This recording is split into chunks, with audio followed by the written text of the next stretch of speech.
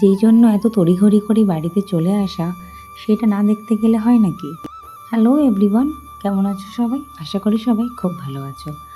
তোমরা আগের ব্লগে দেখেছো আমি এমার্জেন্সিতেই বাড়ি চলে এসেছি। তার দুটো কারণ ছিল, সেটা তো আমি আগের ব্লগে শেয়ার করেছি। আর আজকে হলো তার পরের দিন। সকাল সকাল উঠে আগে বেডশিটটা চেঞ্জ করে নিয়েছি।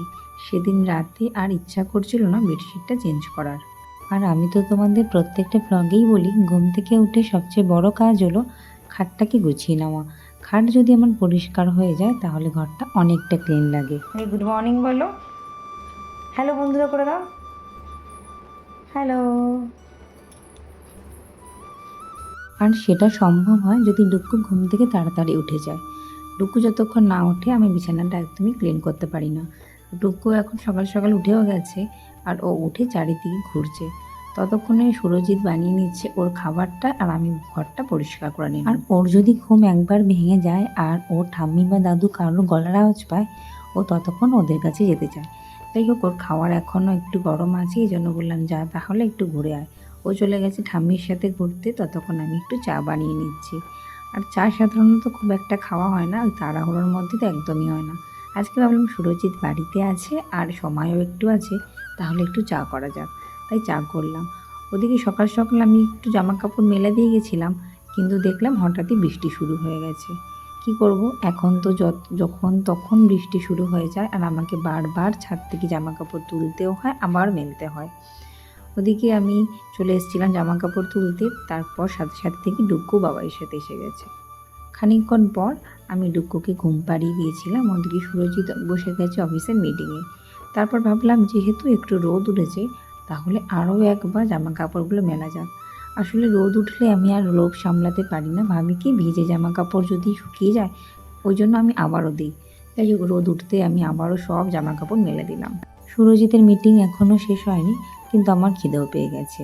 আর এখন এই যে খাচ্ছি খিচুড়ি, কিন্তু সেটা হলো ছেলের খাবার। ছেলে যেটা স্কুল থেকে পায় সেটা তো খায় না বা খেতেও পারে না, তাই সেটা আমি খেয়ে নিলাম।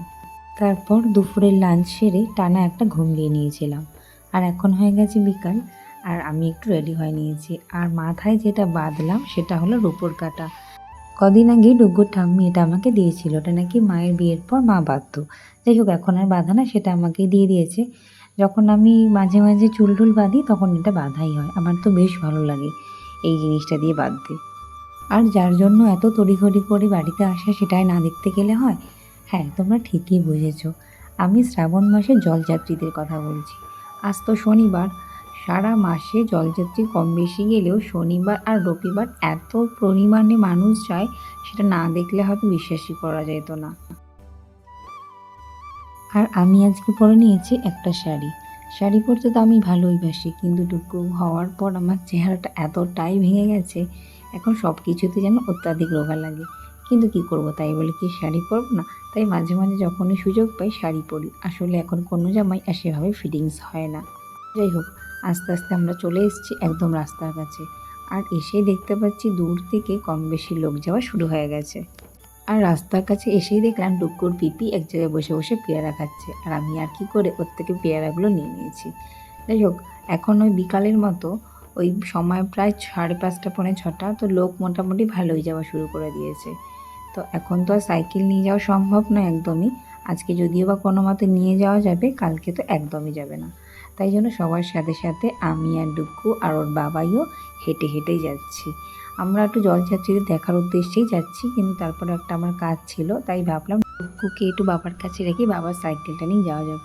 হঠাৎই আমার চোখ আটকে গেল এই বাঁকের দিকে। যেতে যেতে দেখলাম অনেক ছোট্ট একটা বাচ্চাকে তার বাবা বাঁকের মধ্যে শুইয়ে নিয়ে যাচ্ছে। জানি না কেন এগুলো দেখলে আমার মনটা অনেকটাই খারাপ লাগে। আসলে আমার ডুকুও অনেকটাই ছোট, তাই ছোট বাচ্চাদের এভাবে নিয়ে যেতে দেখলে আমার মনটা কেমন জানি করে ওঠে। তারপর আমরা কাজ মিটিয়ে চলে আসছি বাড়ির দিকে। আর এখন প্রায় বিকাল গড়িয়ে সন্ধ্যা হওয়ার মুখে। এখন বেশ লোক অনেকটাই বেশি যাচ্ছে। আসলে দুপুরবেলা সবাই জল তোলে, তারপর আস্তে আস্তে যায়। যাই হোক, তারপর ডুক্কুকে বাড়িতে রেখে খাইয়ে দাইয়ে আমি এসেছি সন্ধ্যাবেলায় ব্রিজের এখানে।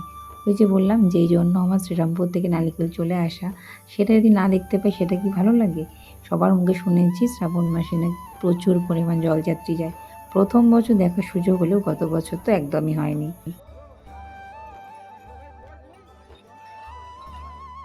এত লোকজন একসাথে দেখতে আমার কেন, সবারই খুব ভালো লাগে। সবাই তো জলযাত্রীদের দেখার জন্য অনেক দিন থেকে অপেক্ষা করে থাকে, আর ভীষণ ভিড়ও হয়। আর আমার সবচেয়ে বেশি ভালো লাগে সবাই কত রকমের ছড়া বলতে বলতে যায়। আসলে এগুলো তো আমার কাছে একদমই নতুন, তাই যেন একটু বেশিই ভালো লাগে। খানিকক্ষণ দাঁড়িয়ে থেকে আমি প্রায় বাড়ি চলেই আসছিলাম, তারপর দেখলাম আস্তে আস্তে ভিড় বেশ বেড়ে যাচ্ছে। এখন তাহলে বাড়ি যাওয়া যাক, খুব তাড়াতাড়ি আসবো নতুন আরও ভ্লগ নিয়ে। মানে কালকে সকালের কী পরিস্থিতি সেটা তোমাদের সাথে অবশ্যই শেয়ার করব।